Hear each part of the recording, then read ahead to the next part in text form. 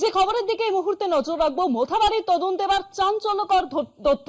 ঘটনার আগে ঝাড়খণ্ডের পাকুড়ের লোকেদের সঙ্গে মিটিং, গোপন মিটিংয়ে কারা ছিলেন উদ্ধার করার চেষ্টা চলছে। মঙ্গলবার দুপুর পর্যন্ত 9 জনকে আটক করে জিজ্ঞাসাবাদ হয়েছে। ইতিমধ্যে আমরা জানি যে মোথাবাড়ি কাণ্ডের তদন্তভার গিয়েছে এনআইএ এর হাতে, এবং ঘটনার আগে ঠিক কি হয়েছিল সেই নিয়ে তথ্য সামনে আসছে।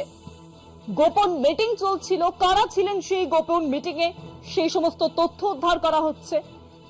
গতকালই আমরা দেখেছি যে সুপ্রিম কোর্ট কিন্তু তীব্র ভৎসনা করে রাজ্যের মুখ্য সচিব এবং ডিজিকে মোথাবাড়ি কাণ্ডের জন্য। এই ঘটনার তদন্তভার গেছে এনআইএ এর হাতে এবং যাদেরকে ইতিমধ্যেই গ্রেপ্তার করা হয়েছে। যেমনটা আমরা জানি যে মোফাজ্জল ইসলাম এই ঘটনার মূল চক্রী, তাকে কিন্তু ইতিমধ্যেই গ্রেপ্তার করা হয়েছে। সিআইডি গ্রেপ্তার করেছে, এনআইএ এবার কিন্তু নতুন করে গ্রেপ্তার করতে পারবে এবং সমস্ত তথ্য এই মুহূর্তে সামনে আসছে।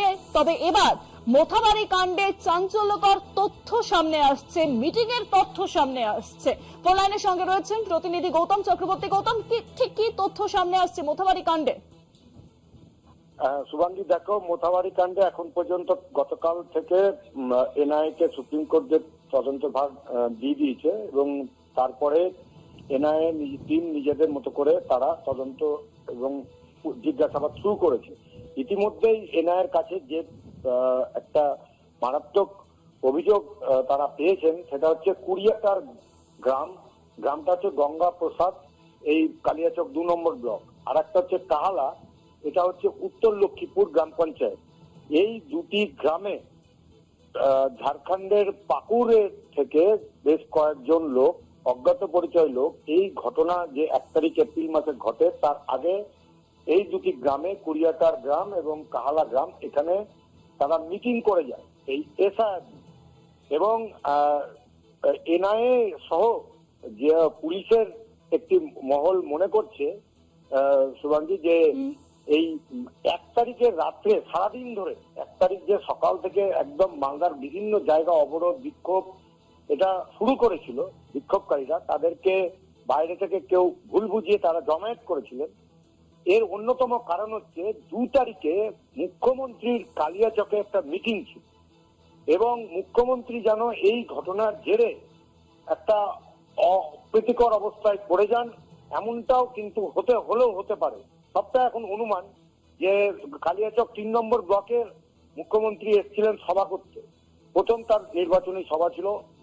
এইটা আর একটা ষড়যন্ত্র হতে পারে যে সরকারকে, রাজ্য সরকারকে মেলাইন করার জন্য অন্য রাজ্য থেকে লোকজন এসে তারা এখানে এই মোথাবাড়িতে মিটিং করেছে এবং ইতিমধ্যে এনআইএ 7 জনকে, এই কুড়িয়াটারি গ্রাম এবং কাহালা গ্রাম থেকে 9 জনকে তারা আটক করেছে জিজ্ঞাসাবাদের জন্য।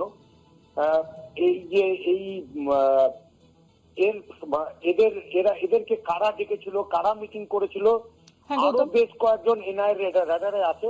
তদন্তের স্বার্থে এই নাম আমি বলছি না, বা এনআইএও আমার কাছে বলেনি যে নামের তালিকা, কারণ যদি কোনো লিঙ্ক পাই যারা এদের সাথে যোগাযোগ করেছিল তারা পালিয়ে যেতে পারে। ফলে এই মুহূর্তে তাদেরকে জিজ্ঞাসাবাদ করছে।